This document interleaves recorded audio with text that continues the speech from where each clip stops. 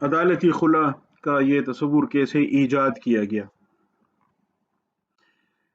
वैसे तो 1950 की दहाई में दो बड़े अहम फैसले हैं इस मौजू पर लाहौर हाई कोर्ट के। एक 1953 का फैसला है, सईदा खानम केस उसको हम कहते हैं। उसमें जस्टिस कॉर्नेलियस, जो कैथोलिक मसीही थे और पाकिस्तान के नामी गिरामी जज थे, बाद में चीफ जस्टिस भी रहे, उन्होंने ये फैसला सुनाया था कि इस्लामी कानून की रूह से खातून के पास ये हक नहीं है कि वो आकर अदालत में कहे कि शोहर मुझे छोड़ना नहीं चाहता, मैं उसके पास रहना नहीं चाहती, कोई और सबब मेरे पास है नहीं, कोई जुल्म वगैरह, कोई नान नफ़क़े का मसला, कोई और मसला है नहीं, लेकिन इसके बावजूद मैं उसके साथ रहना नहीं चाहती, शोहर छोड़ना नहीं चाहता।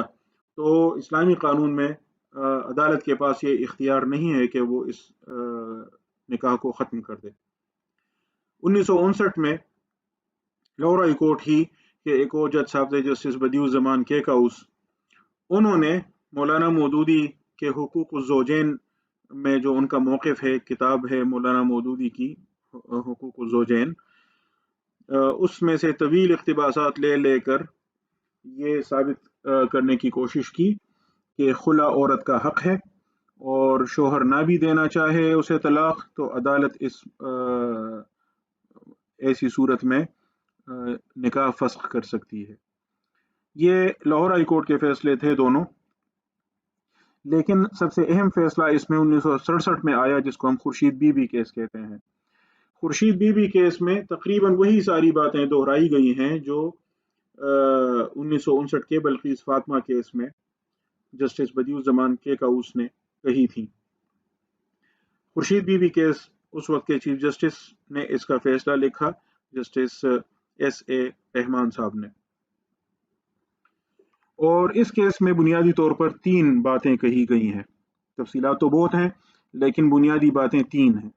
एक ये कि खुला औरत का हक है और इस हक के इस्तेमाल के लिए उसे किसी सबब की ज़रूरत नहीं।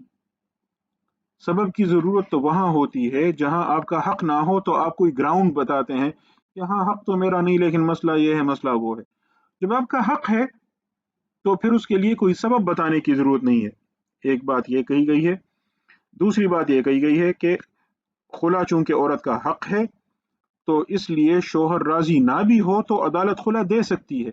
ये खुला देना, खुला लेना, ये वाली फ्रेजेस भी हमारे यहाँ इस दौर में राइज हुई हैं, वरना जो इस्लामी कानून का तस्वुर था उसमें खुला ना दिया जाता था ना खुला लिया जाता था, उसमें तो खुला तय पाता था, यानी समझौता होता था।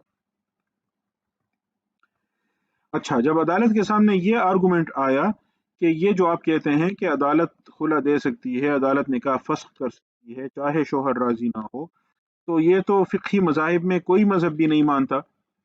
तो उन्होंने ये ऐलान किया और ये अंग्रेज़ों के यूँ कहें कि 150-200 साल की जो रिवायत थी उससे इन्हिराफ करते हुए कहा कि हम फ़िक़ही मज़ाहिब के पाबंद नहीं हैं। हम बराह रास्त कुरान और सुन्नत पर गौर कर सकते हैं और कुरान और सुन्नत से हमें जो मालूम हुआ उस पर हम फैसला करेंगे। यहाँ से गोया पहिया दोबारा ईजाद करने की कोशिश शुरू हुई पाकिस्तान में, और उसके बाद अदालतों ने ऐसे ऐसे इज्तिहादात किए हैं मुख्तलिफ मसाइल में कि बंदे को हैरत होती है।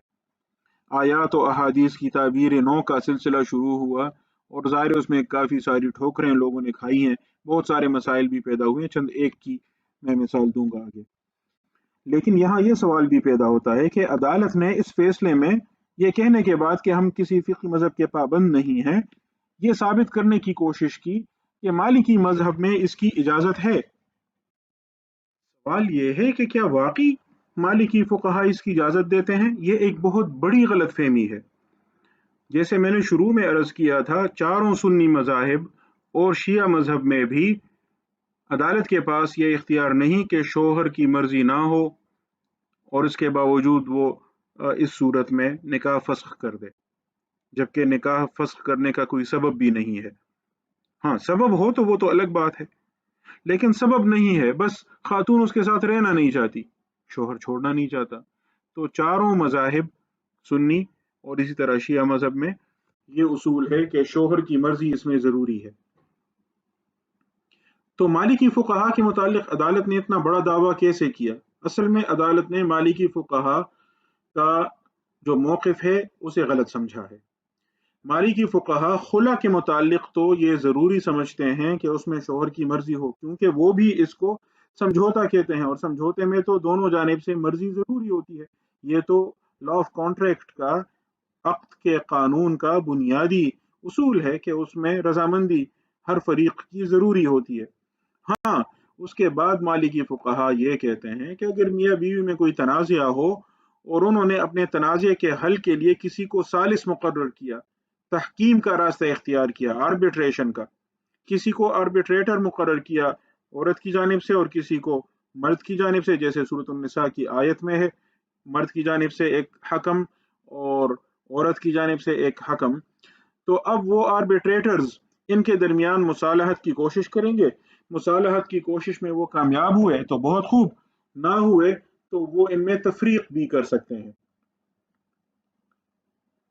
باقی فقہاء کرام کا یہ کہنا ہے کہ نہیں، بالخصوص حنفی فقہا نے اس پر تفصیل ذکر کی ہے، باقی فقہا نے بھی کی ہے، لیکن بالخصوص حنفی فقہا نے، کہ یہ جو سورۃ النساء میں عورت کی جانب سے ثالث اور مرد کی جانب سے ثالث کا ذکر ہے، ان ثالثوں کو تو اصل میں اختیار دیا گیا ہے، ان یریدا اصلاحا یوفق اللہ بینہما، وہ اگر اصلاح چاہیں تو اللہ ان کے درمیان توفیق پیدا کر دے گا، تو ان کو تو اصلاح کے لیے مقرر کیا گیا ہے، وہ تو ان کے درمیان ان کے حقوق میں شوہر سے کہیں گے بھئی تم یوں کرو، عورت سے کہیں گے بھئی تم یہ مطالبہ نہ کرو، اس طرح مصالحت کی وہ کوشش کریں گے، تفریق کی تو اس آیت میں کوئی بات نہیں ہے۔ اور جہاں تک آربیٹریشن کے متعلق، تحکیم کے متعلق، ثالثی کے متعلق قانون کے عام اصول ہیں، تو ان اصولوں کی روشنی میں یہ بات بالکل واضح ہے کہ ثالث کے پاس، آربیٹریٹر کے پاس وہی اختیار ہوتا ہے جو تنازع کے متعلق فریقوں نے اسے اختیار دیا ہو۔ اگر شوہر نے مثال کے طور پر ثالث کو یہ اختیار دیا کہ بھئی تمہاری مرضی، تم حالات کا جائزہ لو، دیکھ لو کہ یہ عورت میرے ساتھ چل سکتی ہے یا نہیں، ہمارے درمیان صلح ہو سکتی ہے یا نہیں ہو سکتی، تم اس نتیجے پر پہنچتے ہو تو تم بے شک پھر نکاح ختم بھی کر سکتے ہو۔ اگر یہ اختیار شوہر نے ثالث کو دیا ہوا ہے تو یہ تو توکیل ہو گئی، جیسے میں نے ابتدا میں ذکر کیا۔ لیکن اگر شوہر نے یہ اختیار اسے نہیں دیا، صرف مصالحت کے لیے کہا ہے، تو مصالحت کا اختیار اگر ثالث کو دیا گیا ہو تو تفریق کا اختیار اس کے پاس نہیں ہے۔ صرف اس مسئلے پر مالکی فقہا کا باقی فقہا کے ساتھ اختلاف ہے۔ مالکی فقہا کہتے ہیں کہ جب ثالث مقرر کیے گئے تو اب ان کی مرضی، وہ مصالحت بھی کر سکتے ہیں اور وہ تفریق بھی کر سکتے ہیں، لیکن باقی فقہا کہتے ہیں کہ ثالث کے پاس اپنا کوئی اختیار نہیں ہوتا، وہ اختیار ہوتا ہے جو تنازع کے فریقوں نے اسے دیا ہو۔ تو اگر فریقوں نے، بالخصوص شوہر نے، اسے تفریق کا اختیار دیا ہی نہیں تو وہ تفریق کیسے کر سکتا ہے؟ تو یہ معاملہ آربیٹریٹر کے متعلق ہے، نہ کہ عدالت کے متعلق۔ اس کو انہوں نے غلط سمجھا۔ اچھا، عام طور پر یہ کہا جاتا ہے یہ جو عدالتی خلا کا تصور ہے، اس کو تو گویا خواتین کے حقوق کی علامت کے طور پر پیش کیا جاتا ہے، لیکن سچی بات یہ ہے کہ عدالتی خلا کے اس تصور کی وجہ سے خواتین کو بہت زیادہ نقصانات اٹھانے پڑ رہے ہیں۔ سب سے بڑا نقصان تو یہ ہے کہ عدالت نکاح ختم کر دیتی ہے اپنے طور پر، لیکن چونکہ شرعی طور پر، فقہی طور پر، مذہبی طور پر وہ نکاح ختم نہیں ہوا ہوتا، تو یہ تو بہت ہی سنجیدہ مسئلہ ہو جاتا ہے، اور ظاہر خاتون کا ضمیر بھی اس معاملے میں احساس جرم کا شکار رہتا ہے۔ قانونی طور پر علیحدہ، لیکن مذہبی طور پر علیحدہ نہیں ہے۔ قانونی طور پر اسے اجازت ہے کہیں اور شادی کر لے، لیکن مذہبی طور پر وہ گنہگار رہے گی۔ یہ تو بہت سنجیدہ مسئلہ ہوا۔ پھر ظاہر ہے اس کے معاشرتی مسائل بھی بہت سارے ہوتے ہیں، اور لوگ بھی برا بھلا کہتے ہیں، اور اس کی وجہ سے کافی پیچیدہ مسائل پیدا ہو جاتے ہیں۔ لیکن اس پہلو سے بھی غور کریں کہ جب سے عدالتی خلا کا یہ تصور پاکستان میں رائج کیا گیا ہے، تب سے تنسیخ نکاح کا جو قانون تھا 1939 والا، وہ عملاً غیر مؤثر ہو گیا ہے۔ اب تو کوئی خاتون عدالت میں جاتی بھی ہے، کچہری جاتی ہے کہ میرا شوہر مجھ پہ ظلم کر رہا ہے، وکیل صاحب آپ میری جانب سے مقدمہ دائر کر دیں، یا شوہر نفقہ نہیں دے رہا میری جانب سے مقدمہ دائر کر دیں، وکیل کہتا ہے بی بی عدالت میں ثابت کرنا بڑا مشکل کام ہے، اس کے بجائے آسان طریقہ یہ ہے کہ ہم خلا کے لیے درخواست دائر کر دیتے ہیں، عدالت آپ سے کچھ نہیں پوچھے گی، بس آپ صرف یہ کہیے گا کہ بس میں اس کے ساتھ رہنا نہیں چاہتی، تو بس آپ کا نکاح ختم ہو جائے گا۔ نکاح تو ختم ہو جائے گا لیکن اس کی قیمت ادا کرنی پڑتی ہے، شوہر کو مہر واپس کرنا پڑتا ہے۔ اب عجیب بات یہ ہے کہ ظلم بھی عورت پر ہو رہا ہو اور پے بھی وہ کرے، قیمت بھی وہ ادا کرے، یہ تو ظلم کے اوپر ظلم ہوا۔ اچھا، جنرل مشرف کے دور میں فیملی کورٹس کے قانون میں انہوں نے مزید ترامیم کی اور اب تو آٹومیٹک خلا بن گئی ہے۔ جی ہاں، آٹومیٹک خلا۔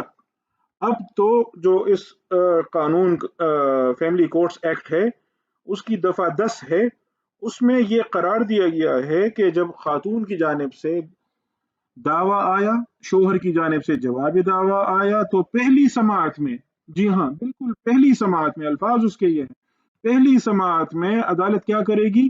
اگر عدالت بالکل پہلی سماعت میں اس نتیجے پر پہنچتی ہے کہ یہ دونوں ایک دوسرے کے ساتھ نہیں رہ سکتے، خاتون اس کے ساتھ رہنا نہیں چاہتی، تو عدالت فی الفور تنسیخ نکاح کرے، یہ عدالت پر لازم ہے، اس میں شل کا لفظ آیا ہے اور قانون میں جہاں بھی شل کا لفظ آئے وہ لازم کے لیے ہوتا ہے، اور اسی طرح فورتھ ود یعنی فی الفور پہلی سماعت میں ہی عدالت پر لازم ہے کہ اگر وہ اس نتیجے پر پہنچے کہ یہ ایک دوسرے کے ساتھ نہیں چل سکتے تو وہ نکاح ختم کر دے۔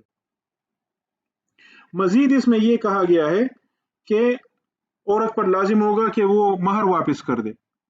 اب ہماری عدالتیں کیا کرتی ہیں؟ قانون میں تو یہ ہے کہ پہلی سماعت میں ہی فی الفور ختم کر دیں، لیکن اس معاشرے کے افراد ہیں، ہمارے جج صاحبان بھی، وہ کہتے ہیں یار خاندان کا مسئلہ ہے، میاں بیوی کا مسئلہ ہے، بچے ہیں، کیسے پہلی سماعت میں ہی آٹومیٹکلی ختم کر دیں؟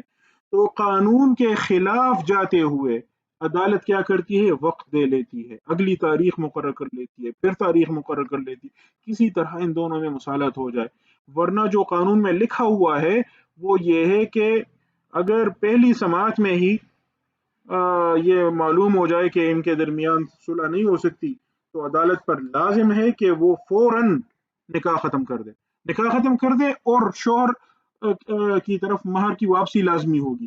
اب سپریم کورٹ تک بات گئی اور سپریم کورٹ نے کہا نہیں نہیں، مہر کی واپسی پر تو سوچا جائے گا، نکاح تو فوراً ختم کر دیں، مہر کے متعلق عدالت پھر بعد میں تفصیلات طے کرے کہ واپس کرنا ضروری ہے یا نہیں ضروری، اور واپس کتنا کیا جائے اور کب کیا جائے اور کن شرائط پر کیا جائے، ایسی کوئی بات قانون میں لکھی ہوئی نہیں ہے۔ یہ ساری باتیں جو عدالت نے اپنی جانب سے جمع کرائی ہیں اس قانون میں، یہ اس وجہ سے کہ عدالت کو بھی معلوم ہے کہ یہ قانون غلط ہے، یہ ظلم ہے، یہ عورت کے ساتھ ظلم ہے، یہ خاندان کے ادارے کے ساتھ ظلم ہے، لیکن جنرل مشرف نے یہ قانون بنایا ہے اور پاکستان میں اب آٹومیٹک خلا کا قانون ہے۔ اگر اس قانون پر عدالتیں عمل شروع کریں تو پہلی سماعت میں ہی نکاح ختم ہو جائے گا اور خاتون پر لازم ہوگا کہ وہ سارا مہر واپس کر دے، لیکن عدالتیں کیا کرتی ہیں؟ ٹالتی رہتی ہیں۔ اور سپریم کورٹ نے کیا کہا؟ سپریم کورٹ نے کہا نکاح تو فوراً ختم کر دیں لیکن مہر پر بعد میں سوچیں،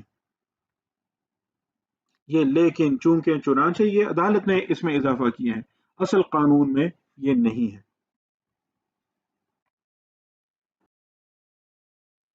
اب سوال یہ